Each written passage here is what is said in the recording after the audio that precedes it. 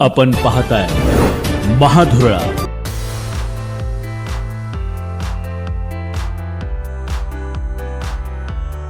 हे आहे गोकुळचं श्रीखंड. अगदी जिभेवर रेंगाळणार. जिभेवरच नाही तर मनावरही रेंगाळणार. गोकुळ श्रीखंड, मनावर रेंगाळणार.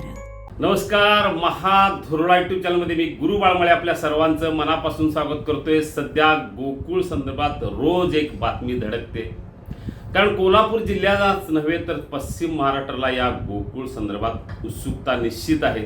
त्यामुळे गोकुळची निवडणूक नेमकी कधी होणार, त्याची प्रक्रिया कधी सुरू होणार, गोकुळ संदर्भात न्यायालयात काही सध्या याचिका आहेत, त्याचा निकाल कधी लागणार, तो निकाल नेमका काय लागणार, याची प्रचंड उत्सुकता सध्या पश्चिम महाराष्ट्राला नक्की आहे. या सगळ्या पार्श्वभूमीवर गोकुळची निवडणूक नेमकी कधी होणार, प्रशासक किती कालावधीपर्यंत कायम राहणार, या संदर्भातल्या काही ज्या काय प्रश्न आहेत किंवा काही उत्सुकता आहे त्या संदर्भात आपण आज चर्चा करूया.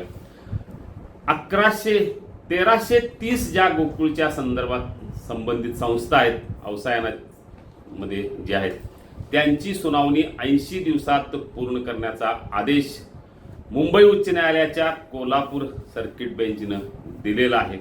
त्यामुळं तो निकाल झाला 30 एप्रिलला. 80 दिवसात या संदर्भातल्या सुनावण्या पूर्ण करण्याची मुदत दिली असतानाच आता ते सुनावणी सुरू झालेली आहे मोठ्या प्रमाणात. त्यामुळं हे 80 दिवस कधी संपणार, तर साधारणतः 20 जुलैला संपणार.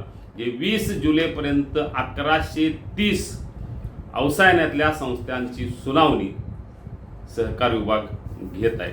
त्यामुळे हा मुद्दा संपेल तो साधारणतः 20 जुलैपर्यंत. काही झालं तरी त्यांना न्यायालयाच्या आदेशानुसार सुनावणी पूर्ण करायला पाहिजे. त्यानंतर त्यांना निकाल दिला जाईल.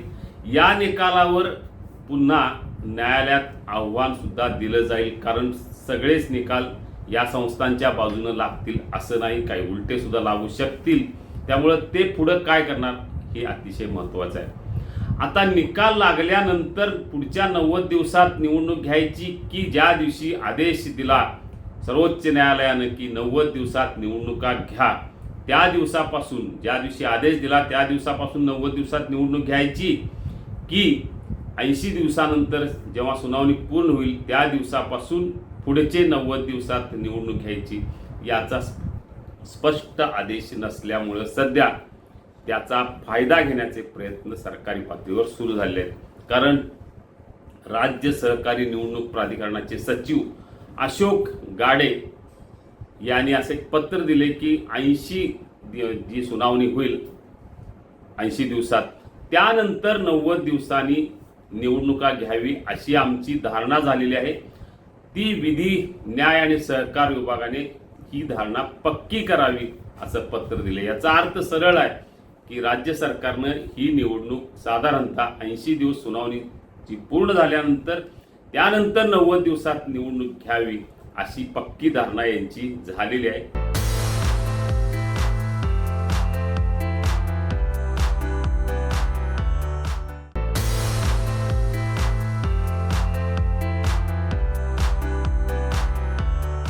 याचा अर्थ सरळ आहे, 20 जुलैला 80 दिवस पूर्ण होतील, त्यानंतर 90 दिवस म्हणजे 20 ऑक्टोबरपर्यंत या निवडणुका होण्याची चिन्ह आहेत, जर हे सगळं न्यायालयानं मान्य केलं तर.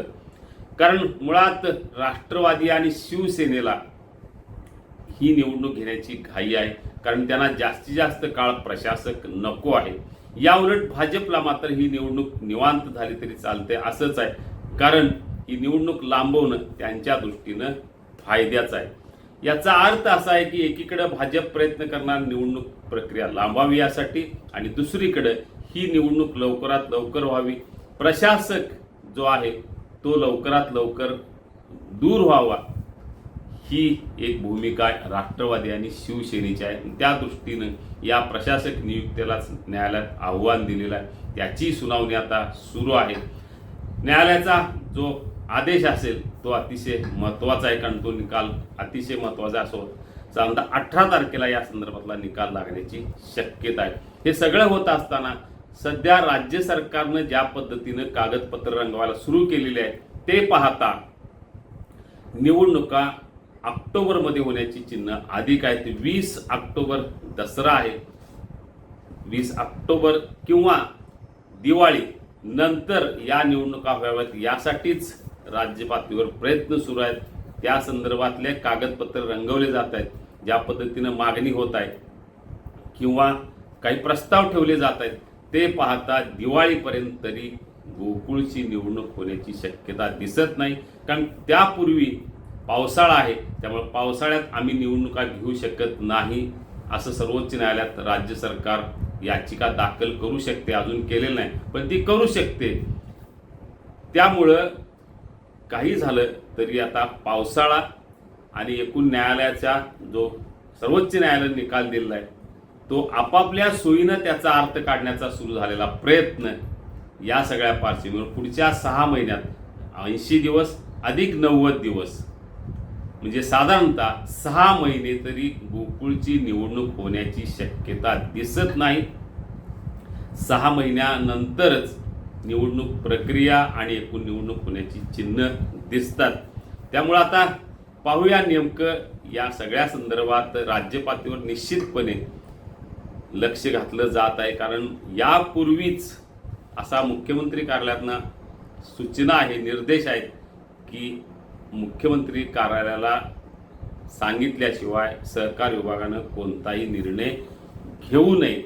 या सगळ्या पार्श्वभूमीवर आता ही निवडणूक गोकुळच्या निवडणुका जास्तीत जास्त लांबणीवर टाकण्यासाठी जे जे काही करावं लागेल ते करण्याचा प्रयत्न सुरू झालेला आहे.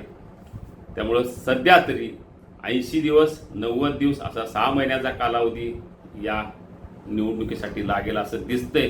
पण तरीही न्यायालयानं जर निकाल दिला तातडीने निवडणुका घ्या, त्यामुळे ती निवडणुका घ्याव्या लागतील. पाहूया आता नेमकं काय होते. यात भाजप यशस्वी होते की राष्ट्रवादी आणि शिवसेनेचे नेते यशस्वी होतात त्यावरच बरंच काही अवलंबून आहे. 18 तारखेच्या न्यायालयाच्या निकालावरही बरंच काही अवलंबून आहे. प्रशासक नियुक्तीला आव्हान दिलेलं आहे. त्यामुळं फ्रॉम टुडे या शब्दाभोवती आता न्यायालयाच्या निवडणुकीचा निकाल आणि पुढची प्रक्रिया ही अवलंबून राहणार आहे. बघूया आता नेमकं काय होते. फ्रॉम टुडे या शब्दाचा नेमका अर्थ कसा काढला जातो, 90 दिवसाचा 80 दिवसाचा अर्थ कसा काढला जातो यावरच बरंच काही अवलंबून राहणार. तांत्रिक गोष्टी पुढे करत निवडणुका लांबवण्याचा प्रयत्न यशस्वी होतो की आपल्या मनाप्रमाणे तातडीने निवडणुका घेण्याचा प्रयत्न यशस्वी होतो हे लवकरच कळेल. आपल्याला अशाच राजकीय बातम्या हव्या असतील तर आत्ताच सबस्क्राईब करा महाधुरळा यूट्यूब चॅनल. धन्यवाद.